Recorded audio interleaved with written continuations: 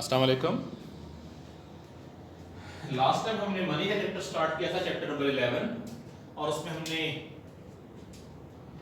Barter system को study किया, money की काइंड को स्टडी किया, एवोल्यूशन ऑफ मनी को देखा, अच्छी मनी के कैरेक्टरिस्टिक्स चेक किए, डिमांड फॉर मनी और different theories regarding money.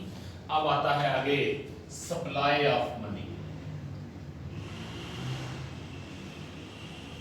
Market में मनी सप्लाई करना आपके सेंट्रल बैंक के जिम्मे होता है। पाकिस्तान की हद तक सेंट्रल बैंक कहलाता है स्टेट बैंक ऑफ पाकिस्तान, वो पाकिस्तान का सेंट्रल बैंक है। इसके जिम्मे है मार्केट में पैसा सप्लाई करना, मनी सप्लाई करना। तो मनी सप्लाई किसके इक्वल होगी? वो इक्वल होगी M0 plus M1 plus M2 plus M3। इन चारों को ऐड कर देंगे तो कंट्री के अंदर टोटल मनी सप्लाई बन जाएगी। M0 क्या है? बेसिकली मनी सप्लाई है क्या? वो टोटल पैसा जो इकोनॉमी के अंदर मूव कर रहा है सेल परचेज के लिए, जो इकोनॉमी के अंदर ट्रेडिंग के लिए पैसा घूम रहा है, that money is called supply of money या मनी सप्लाई। ये इक्वल होगा M0, M1, M2 और M3 के सम के। M0 क्या है? करेंसी नोट्स एंड कॉइन्स, जो गवर्नमेंट के छापे हुए नोट मार्केट में गर्दिश कर रहे हैं वो, प्लस जो सिक्के हैं जिनको सेल परचेज के लिए यूज किया जा सकता है, वो आएंगे M0 के अंदर। M1 deposits in checking accounts. Checking accounts वो होते हैं जिनके अगेंस्ट कस्टमर को चेक बुक मिलती है, वो जब चाहे इन अकाउंट से पैसे निकलवा सकता है चेक इशू करके। These are called checking accounts. बैंकों की जुबान में देखा जाए तो इन्हें कहा जाता है करंट अकाउंट। इन अकाउंट्स के ऊपर आमतौर पर सूद नहीं मिलता, लेकिन इनके पैसे आपको रेडीली एक्सेसिबल होते हैं। फिर आता है M2 deposits in non checking accounts. इन्हें सेविंग अकाउंट्स भी कहा जाता है। बेसिकली ये वो अकाउंट्स हैं जिनके ऊपर बैंक कस्टमर को सूद अदा करता है, इंटरेस्ट पे करता है। तो अगर कस्टमर इन अकाउंट से पैसे निकलवाना चाहे तो बैंक फौरी तौर पे पैसे निकाल के नहीं देता, बल्कि कस्टमर को बैंक को पेशगी बताना पड़ता है कि मैं अपने इस अकाउंट से पैसे निकलवाना चाह रहा हूं। तो बैंक 3 से 4 दिन का प्रोसेसिंग टाइम ले लेता है इन अकाउंट से पैसे निकाल के देने के लिए। These are called deposits in non checking accounts या शॉर्ट फॉर्म में saving accounts. M3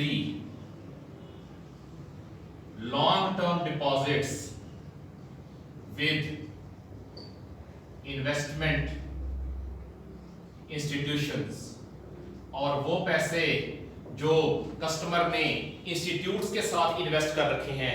for example customer ने पैसे रखवाए हैं इंश्योरेंस कंपनी के पास, पेंशन फंड के पास, ये वो पैसे हैं।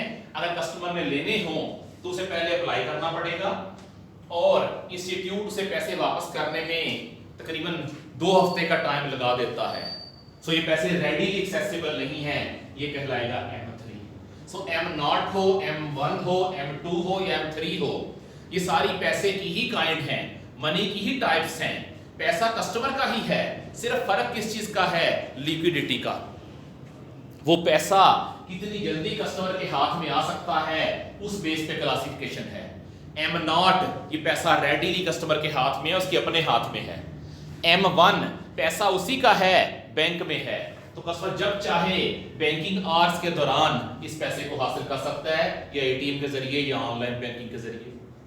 तो ये भी तकरीबन हाथ में ही है। M2 पैसा उसी का है, लेकिन फौरी तौर पे मिलेगा नहीं, अगर लेना चाहेगा दरमियान में कुछ टाइम लैग इन्वॉल्व हो जाएगा, 2-3 दिन का, वो कहलाएगा M2। और M3 पैसा भी कस्टमर का ही है, लेकिन ये और लेट मिलेगा, ये तकरीबन 2 हफ्ते का टाइम ले लेगा। सो ये हर तरह का पैसा जो है कस्टमर का, लेकिन किसी भी तरह से उसको वापस मिल सकता है, इस सब को ऐड कर लेंगे, that would be called money supply. अब आगे आता है methods of controlling money supply. वो इंशाल्लाह चैप्टर 12 के साथ करेंगे, इसके साथ मेंशन कर लें चैप्टर नंबर 12। इसी तरह पीछे एक टॉपिक गुजरा है लिक्विडिटी ट्रैप, वो भी हम चैप्टर 12 के साथ करेंगे। फिर एक टॉपिक गुजरा है बॉन्ड, वो भी हम चैप्टर 12 के साथ करेंगे। बेसिकली ये वो चैप्टर टॉपिक्स हैं जिनका चैप्टर 12 के साथ लिंक है, ये ऑटोमेटिकली कवर हो जाएंगे चैप्टर 12 के साथ।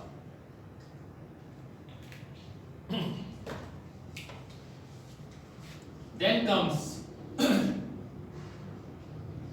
quantity theory of money। ये थ्योरी सजेस्ट करती है the price level in an economy is directly related to money supply. कि किसी मुल्क में, किसी इकोनॉमी के अंदर कीमतें क्या होंगी, ये डायरेक्टली डिपेंड करता है मनी सप्लाई के ऊपर। Higher the money supply, higher would be the price level. Lower the money supply, lower would be the price level. ये रिलेशनशिप देता है P Y is equal to M V. P क्या है? P is price level. Y हम जानते हैं economics में show करते हैं जीडीपी लेवल को। एम है मनी सप्लाई और वी है velocity of circulation of money. ये एक नया कॉन्सेप्ट है। वेलोसिटी ऑफ सर्कुलेशन का मतलब क्या है? बेसिकली जितना भी पैसा मार्केट में लेन देन के लिए अवेलेबल है, वो सारा पैसा एक साल के दौरान कितनी दफा इस्तेमाल होता है लेन देन के लिए, that is called velocity of circulation of money. कि जो पैसे हैं वो एक साल में कितनी बार इस्तेमाल होंगे लेन देन के लिए। जितने भी करेंसी नोट, जितनी भी मनी मार्केट में अवेलेबल है सेल परचेज के लिए, वो कितनी दफा इस्तेमाल हुई है ट्रांजैक्शन पर्पस के लिए, that is called value velocity of circulation of money. Check करते हैं इसको। फर्स्ट करते हैं जीडीपी है 1000, मनी सप्लाई है 100, velocity of circulation of money वो भी है 100। प्राइस लेवल चेक कर लेते हैं क्या आएगा। P इंटू 1000 और MV 100 इंटू 100, तो P1 आ गया 10 रुपीस। अब अगर हम velocity of circulation of money और जीडीपी को कांस्टेंट रखें, सिर्फ मनी सप्लाई को चेंज करें, तो देखते हैं प्राइस लेवल के ऊपर क्या इफेक्ट आता है। P2 फाइंड करना है। जीडीपी अपनी जगह पे है, वेलोसिटी ऑफ सर्कुलेशन अपनी जगह पे है, सिर्फ M2 चेंज करके डबल कर दिया। पहले मनी सप्लाई थी 100, उसे बढ़ा के कर दिया 200। इफेक्ट क्या आएगा? P2 आ गया इंटू 1000 इक्वल टू 200 इंटू 100, तो P2 आ गया 20। यही तो क्वांटिटी थ्योरी ऑफ मनी कहती है कि अगर आप मनी सप्लाई बढ़ाएंगे तो प्राइस लेवल भी उतना ही बढ़ जाएगा। हमने मनी सप्लाई 100 से बढ़ा के डबल की, 200 की, तो प्राइस लेवल भी डबल हो गया, 10 से बढ़ के 20 पे चला गया। That is called quantity theory of money.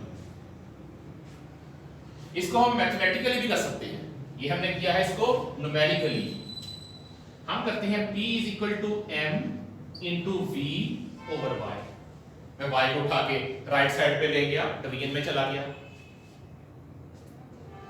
Money supply daily base पे चेंज करना मुमकिन है। आपका central bank money supply change करता रहता है। प्राइस लेवल भी डेली चेंज होने वाली चीज है। हम जानते हैं हमारे इर्द गिर्द की मार्केट्स में प्राइसेस डेली चेंज होती हैं, वेजिटेबल्स की, फ्रूट्स की, चिकन की, बहुत सी चीजों की। सो देखते हैं जीडीपी को। वाई जीडीपी सालाना बुनियाद पे तब्दील होता है, ये डेली चेंज नहीं होता। वजह क्या है? जीडीपी की कैलकुलेशन होती ही ईयरली बेस पे है। सो जीडीपी को एट अ स्पेसिफिक टाइम हम कांस्टेंट समझ सकते हैं। इसी तरह अगर हम बात करें velocity of circulation of money की, इसे भी कांस्टेंट समझा जा सकता है। रीजन V है क्या? Number of transactions performed in an economy in 1 year, एक साल में मुल्क के अंदर टोटल कितना लेन देन हुआ है, कितनी दफा लेन देन हुआ है चीजों का, नंबर ऑफ ट्रांजैक्शंस। अब हर हाउस होल्ड की ट्रांजैक्शंस लिमिटेड होती हैं, फिक्स होती हैं।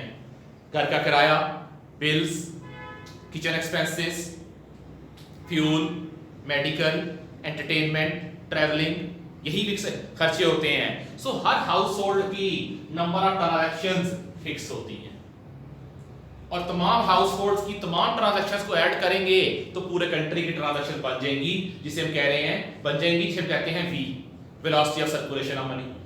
सो जब हाउस होल्ड्स की ट्रांजैक्शंस फिक्स हैं, it mean velocity of circulation of money वो भी फिक्स है। तो ये दोनों तो हो गए कांस्टेंट, तो हम लिख सकते हैं P is equal to constant into M। और जिन लोगों ने मैथ पढ़ा है, इवन मैट्रिक में भी, वो जानते हैं जब कांस्टेंट को हटाते हैं तो प्रोपोर्शनैलिटी साइन आ जाता है। So price level is directly proportional to money supply, यही ये थ्योरी कहती है, quantitative theory of money. So जब गवर्नमेंट ने प्राइसेस कम करनी हो, वो मनी सप्लाई कम कर देती है, उस हिसाब से प्राइसेस भी कम हो जाती हैं। और जब गवर्नमेंट ने प्राइस लेवल को बढ़ाना हो तो गवर्नमेंट मनी सप्लाई बढ़ा देती है, प्राइस लेवल ऑटोमेटिकली ऊपर चला जाता है। That is called quantitative theory of money.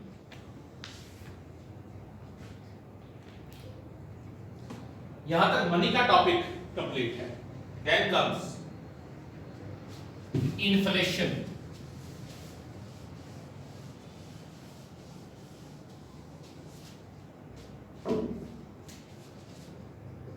अफराते ज़र, a persistent increase in journal price level over time। कीमतों का बढ़ना और बढ़ते चले जाना, persistent over time, that is called inflation। यानी कि कीमतें एक आध बार बढ़ जाएं, दैट इज नॉट इन्फ्लेशन। कीमतों का लगातार बढ़ना शर्त है, परसिस्टेंट इंक्रीज, कीमतें बढ़ें और बढ़ती चली जाएं। दूसरा, जर्नल प्राइस लेवल, 2-4 चीजों की कीमतें ना बढ़ें, वो इन्फ्लेशन नहीं है। ज्यादातर चीजों की कीमतें बढ़ जाएं, हर शय की कीमतें बढ़ जाएं, that will be called inflation. So inflation क्या है? एक तो ये कि ज्यादातर चीजों की कीमतें बढ़ें, और दूसरा बढ़ती चली जाएं, यानी कि आने वाला जो इजाफा है वो लगातार होना चाहिए, उसमें एक आध बार का इजाफा इन्फ्लेशन नहीं कहलाएगा। अब इन्फ्लेशन की डिफरेंट काइंड्स हैं। सबसे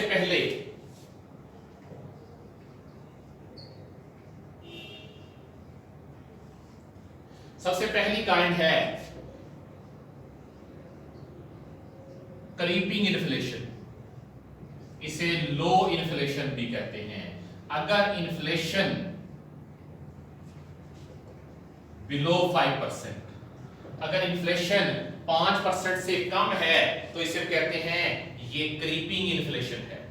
क्रीप कहते हैं रींग के चलने को। रींग के चलने वाले जानवर आमतौर पे स्लो चलते हैं, तो ऐसी इन्फ्लेशन जो लो हो उसे कहते हैं ये क्रीपिंग इन्फ्लेशन है।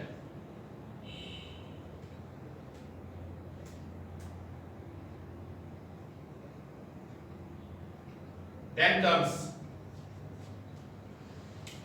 Crawling inflation. क्रॉल करने वाले जानवर जरा तेज चलते हैं, बिलो 10%, इसे कहते हैं क्रॉलिंग इन्फ्लेशन। ये क्रीपिंग वालों से तेज चलते हैं, लेकिन क्रीपिंग वालों से तेज चलेंगे लेकिन टांगों पे चलने वालों से स्लो चलते हैं, इस इन्फ्लेशन को कहेंगे क्रॉलिंग इन्फ्लेशन। बिलो 2 फिगर्स, अगर इन्फ्लेशन सिंगल डिजिट में है तो वो क्रॉलिंग इन्फ्लेशन कहलाएगी। देन कम्स हाई इन्फ्लेशन या गैलपिंग इन्फ्लेशन अप टू 100%। अगर एक साल में चीजों में 100% तक का इजाफा होता है तो वो कहलाता है हाई इन्फ्लेशन। गैलेप कहते हैं घोड़े के भागने को, तो घोड़े का भागना हमेशा तेज होता है। सो ऐसी इन्फ्लेशन जिसका रेट ज्यादा हो उसे हम कहते हैं galloping inflation. Then hyper inflation in 1000%, मिलियन%। हाइपर कहते हैं उस पर्सन को जो अपनी हद से बाहर चला गया हो, जो अपने काबू में ना हो, उसे कहते हैं ये हाइपर है। तो हाइपर इन्फ्लेशन ऐसी इन्फ्लेशन जो काबू से बाहर जा चुकी है, जो हद से बाहर हो चुकी है, that is called hyper inflation. 1000%, million%, that is called hyper inflation. Stagflation, जब भी इकोनॉमी ग्रो करती है, जब भी आपका मुल्क तरक्की करता है, इन्फ्लेशन साथ लाजमी आती है, महंगाई लाजमी होती है। पाकिस्तान में देख लें 1960s में पाकिस्तान ने ग्रोथ की थी, महंगाई आई थी। फिर 2000 से लेके 2007 तक पाकिस्तान ने बड़ी शार्प ग्रोथ की थी, तो प्राइसेस में इंक्रीज ही बहुत आया था। सो अगर तो इकोनॉमी ग्रो कर रही है और उस ग्रोथ के साथ इन्फ्लेशन आ रही है, वो जस्टिफाइबल है। तो स्टैगफ्लेशन क्या चीज है? स्टैगफ्लेशन बना है दो चीजों से मिलके, स्टैग्नेशन एंड इन्फ्लेशन।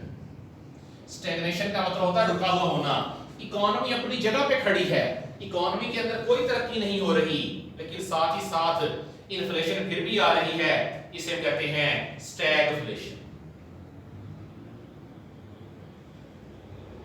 फिर आती है डिफ्लेशन, अगर prices are decrease in general price level, अगर कीमतें बढ़ने की जगह उल्टा कम होना शुरू हो जाएं, तो उसे हम कहते हैं डिफ्लेशन। ये इन्फ्लेशन से ज्यादा खतरनाक होती है, क्योंकि डिफ्लेशन इकोनॉमिक एक्टिविटी को स्लो कर देती है, आपकी इकोनॉमी डाउनवर्ड मूव होना शुरू हो जाती है।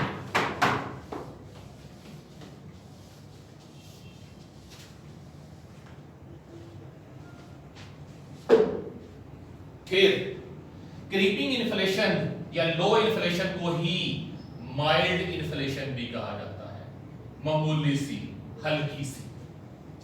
सो ये सेम नाम है। फिर एक छोटा सा कॉन्सेप्ट आता है वेज प्राइस स्पाइरल।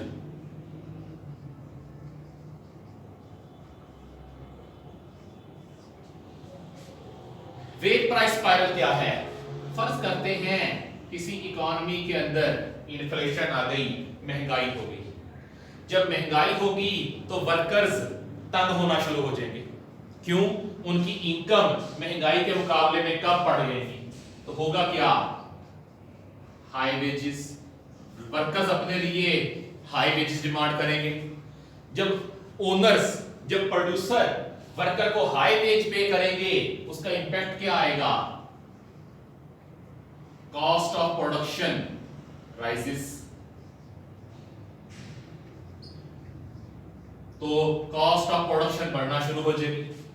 जब कॉस्ट ऑफ प्रोडक्शन बढ़ेगी तो अल्टीमेटली आपका प्रोड्यूसर प्राइसेस इंक्रीज करेगा। जब प्राइसेस इंक्रीज करेगा तो इन्फ्लेशन आ जाएगी।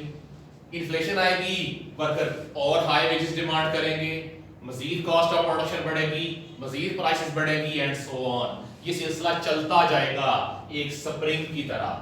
जिस तरह अगर आप किसी स्प्रिंग में एंटर हो जाएं तो उससे निकलना मुमकिन नहीं है, उसी के अंदर घूमते रहेंगे। सो यहां भी दोनों चीजें एक दूसरे को सपोर्ट करेंगी।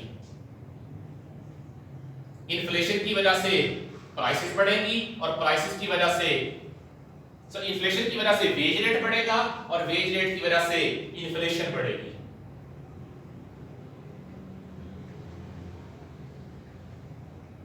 अब इन्फ्लेशन का असर क्या पड़ता है आपकी इकोनॉमी के ऊपर? Impact cost of inflation. Inflation का आपकी इकोनॉमी के ऊपर फर्क क्या पड़ेगा? सबसे पहला इनकम रीडिस्ट्रीब्यूशन। जब इन्फ्लेशन आती है, महंगाई आती है, पैसा पुअर की पॉकेट से निकल के रिच की पॉकेट में चला जाता है। वजह क्या है? जो आपका प्रोड्यूसर है, जब महंगाई आएगी वो अपनी प्राइसेस उसी हिसाब से इंक्रीज कर लेगा, लेकिन जो सैलरीड क्लास है, जो आपकी मजदूर क्लास है, ये अपनी मजदूरी उस हिसाब से नहीं बढ़ा सकते। इसी तरह जो बंदे एम्प्लॉयड हैं उन्हें साल में सिर्फ एक दफा इंक्रीमेंट मिलता है, जबकि प्राइसेस पूरा साल बढ़ती रहती हैं। सो होगा क्या? जब इन्फ्लेशन आएगी तो आपके प्रोड्यूसर अपने रेट पूरा साल बढ़ाते रहेंगे। इम्पैक्ट क्या आएगा? पैसा पुअर की पॉकेट से निकल के रिच की पॉकेट में जाएगा। दूसरा,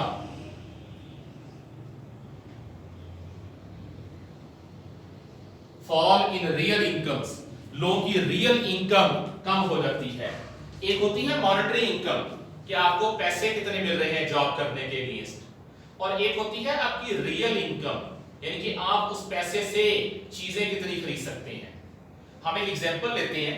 फर्ज करते हैं एक बंदे को रोजाना के 100 रुपए मिलते हैं और उसका एक दिन का खाना वो भी 100 रुपए का आता है। बंदा हैप्पी है कि अपने पैसों में खाना खा सकता है। उस बंदे की इनकम बढ़ के होगी 120 और खाना महंगा होके हो गया 150 का। हम क्या कहेंगे? हम वो कहेंगे उस बंदे की रियल इनकम कम हो गई है। मॉनेटरी इनकम तो बड़ी है, 100 से बढ़ के 120 पे चली गई, लेकिन रियल इनकम कहेंगे कम हो गई है कि पहले वो खाना परचेज कर सकता था अपने पैसों में, अब नहीं कर सकता। That is called fall in real incomes. Then negative real interest rates. जो इंटरेस्ट रेट बैंक किसी कस्टमर को ऑफर करता है कि मैं आपको अकाउंट के ऊपर दूंगा, that is called nominal interest rate. मतलब एक बैंक कहता है कि वो अपने कस्टमर को 10% इंटरेस्ट देगा। ये जो 10% का इंटरेस्ट है ये कहलाएगा नॉमिनल इंटरेस्ट रेट। अब मार्केट में इन्फ्लेशन चल रही है 6%, मार्केट में महंगाई चल रही है 6%, तो एक बंदा जिसने 100 रुपए जमा करवाया है, साल बाद उसको मिलेगा 110 रुपए 10% के हिसाब से। लेकिन महंगाई की वजह से एक साल बाद जो 100 रुपए वाली शय थी वो महंगी होके हो गई 106 रुपए की। बंदे को नेट गेन कितना मिला? 4 रुपए का।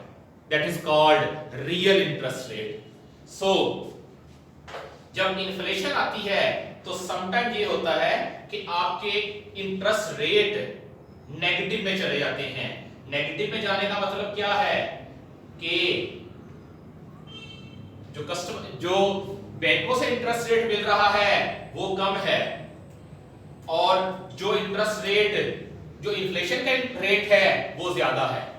सो मिलने वाला रेट कम है, महंगाई का रेट ज्यादा है, तो होगा क्या? जो रियल इंटरेस्ट रेट होगा वो नेगेटिव में चला जाएगा। बेसिकली रियल इंटरेस्ट रेट होता क्या है? बैंक से मिलने वाले इंटरेस्ट रेट में से इन्फ्लेशन का रेट माइनस कर दें तो आपके पास रियल इंटरेस्ट रेट आ जाएगा।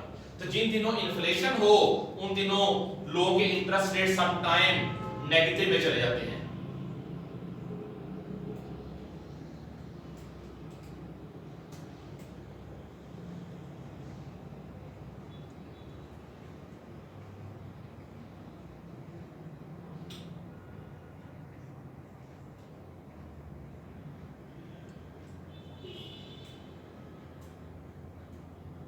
Then comes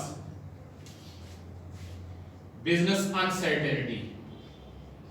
जिन दिनों महंगाई में इजाफा बहुत ज्यादा हो रहा हो, आपके बिजनेसमैन अनसर्टेनिटी का शिकार हो जाते हैं कि इन्वेस्ट करें या ना करें। क्यों? बिजनेसमैन ने अपनी प्राइस एक दफा सेट करनी होती है शेयर की मार्केट में एंटर होते वक्त। रोजाना प्राइस चेंज नहीं कर सकता, लेकिन मार्केट में रॉ मटेरियल महंगे हो रहे हैं तो होगा क्या? जब बिजनेसमैन अपनी प्राइस सेम रखेगा लेकिन मार्केट में जो रॉ मटेरियल्स हैं, जो लेबर है, वो महंगी होना शुरू हो जाएगी तो होगा क्या, ओनर का प्रॉफिट डिक्रीज होना शुरू हो जाएगा। जब उसका प्रॉफिट डिक्रीज होगा वो अनसर्टेनिटी का शिकार हो जाएगा कि मार्केट में फर्दर इन्वेस्ट करे या ना करे।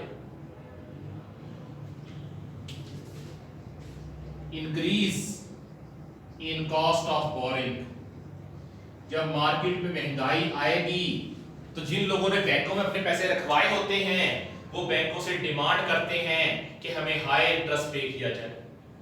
जब बैंक वाले अपने कस्टमर को हाई इंटरेस्ट रेट पे करेंगे तो वो बिजनेसमैन से भी हाई इंटरेस्ट रेट चार्ज करेंगे।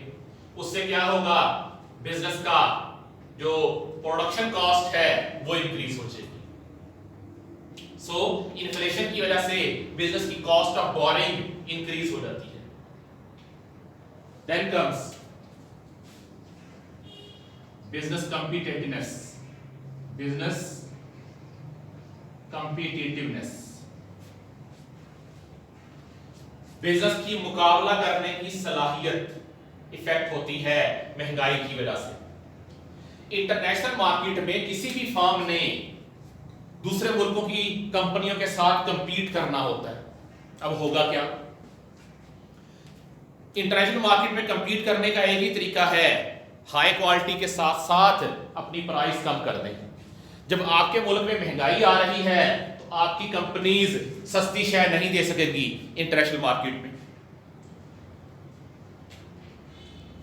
जब आपके मुल्क की कंपनियों के रेट हाई होंगे, दूसरे मुल्कों की कंपनियों के रेट कम होंगे, तो क्या होगा, आपके मुल्क की कंपनियों को एक्सपोर्ट ऑर्डर नहीं मिलेंगे।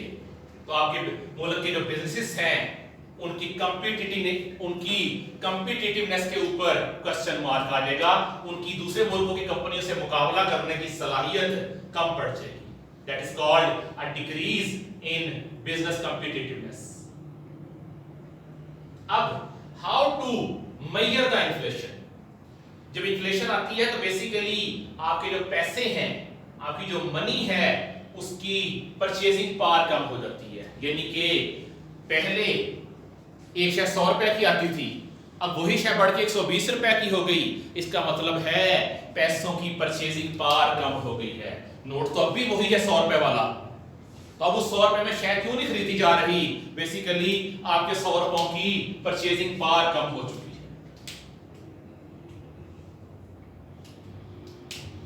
Then comes how to measure the inflation.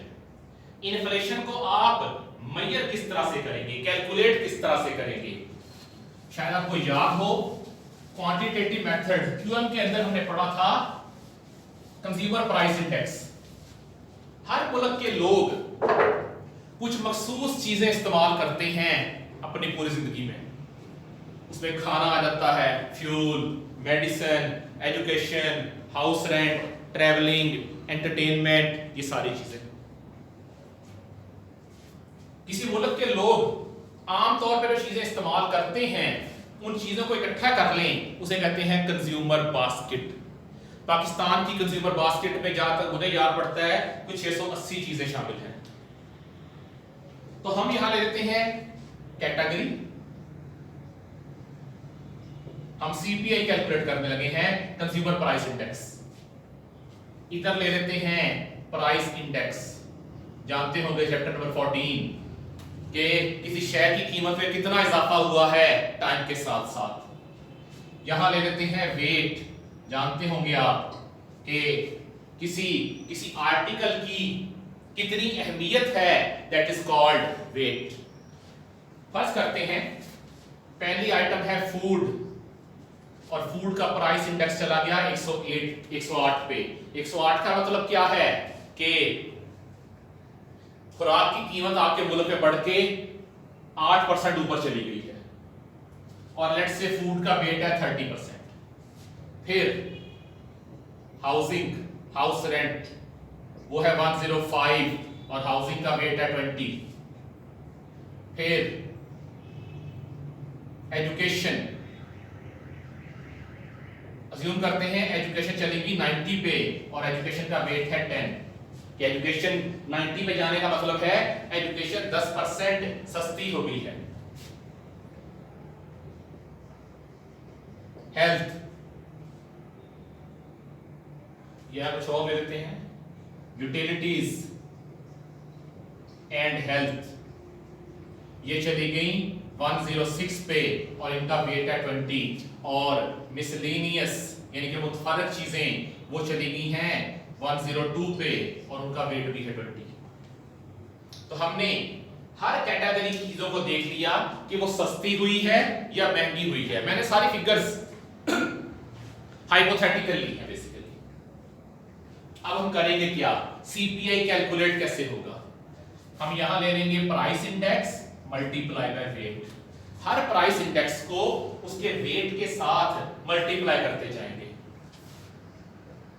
3240, 2100, 900, 2120 और 0420। ये हमारे पास आ गए। हमने तमाम प्राइस इंडाइसेस को मल्टीप्लाई कर लिया उनके रिस्पेक्टिव वेट्स के साथ, इन्हें ऐड कर लें। 0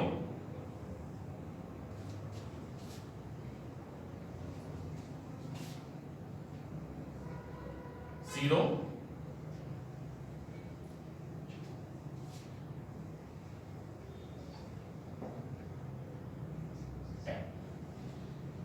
ये बन गया 10,400। तो सीपीआई कैसे आएगा, सीपीआई होगा summation P I into W divided by summation W. ये जो आखिरी कॉलम हमने बनाया है एक्सट्रीम राइट साइड पे, इसे वेट्स के सम के ऊपर डिवाइड करेंगे तो हमारे पास सीपीआई आ जाएगा 10,400 ओवर 100। सीपीआई आया 104। 104 आने का मतलब क्या है कि ऑन एवरेज आपके मुल्क के अंदर जो महंगाई आई है एक साल के दौरान वो 4% है। जो चीज पहले 100 रुपए की थी अब 104 की हो चुकी है। तो सीपीआई बेसिकली ऑन एवरेज महंगाई को मेजर करता है। That is the calculation of CPI कि आप तमाम चीजों के प्राइस इंडाइसेस लेंगे, उनके वेट्स लेंगे, प्राइस इंडाइसेस को वेट से मल्टीप्लाई करेंगे और उसे वेट के सब पे डिवाइड कर देंगे तो आपके पास सीपीआई देगा। 104 आने का मतलब है मुल्क के अंदर ऑन एवरेज महंगाई 4% है। मुल्क के अंदर ऑन एवरेज चीजें 4% महंगी हुई हैं एक साल के दौरान। अब सीपीआई एक तरह से एक अच्छा मेजर माना जाता है महंगाई को नापने का, इन्फ्लेशन को नापने का, लेकिन इसके भी अपने प्रॉब्लम्स हैं। तो problems of CPI,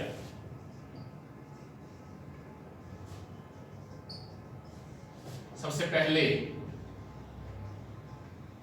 consumer basket is not fully representative.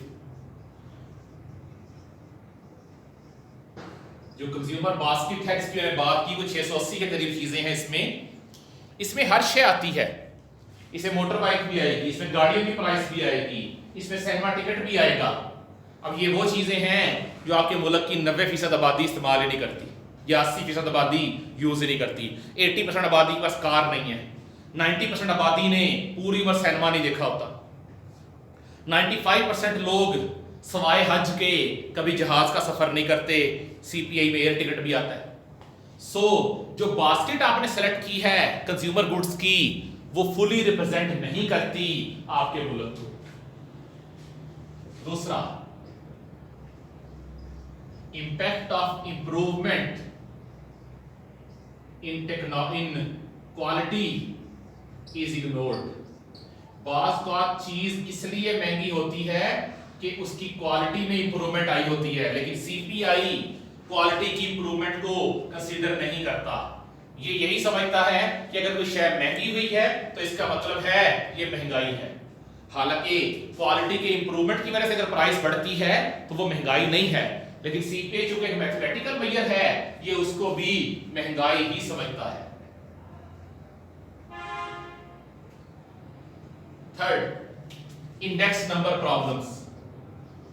फिर ये भी प्रॉब्लम आता है कि सीपीआई को कैलकुलेट करने के लिए कौन सा इंडेक्स यूज किया जाए। जो वेट लेने हैं हर सेक्टर को कितना वेट दिया जाए, तो इंडेक्स नंबर प्रॉब्लम्स आ जाती हैं। फिर बेस ईयर कौन सा लिया जाए। सो इंडेक्स नंबर प्रॉब्लम्स भी सीपीआई की कैलकुलेशन को इफेक्ट करते हैं। ये डिफरेंट प्रॉब्लम्स हैं आपके कंज्यूमर प्राइस इंडेक्स की कैलकुलेशन के। इसके बाद इंशाल्लाह नेक्स्ट लेक्चर हम देखेंगे कॉजेज ऑफ इन्फ्लेशन, के महंगाई की मेन वजूहात क्या होती हैं किसी भी कंट्री के अंदर, वो इंशाल्लाह हम लोग कमिंग क्लास में देखेंगे। अल्लाह हाफिज।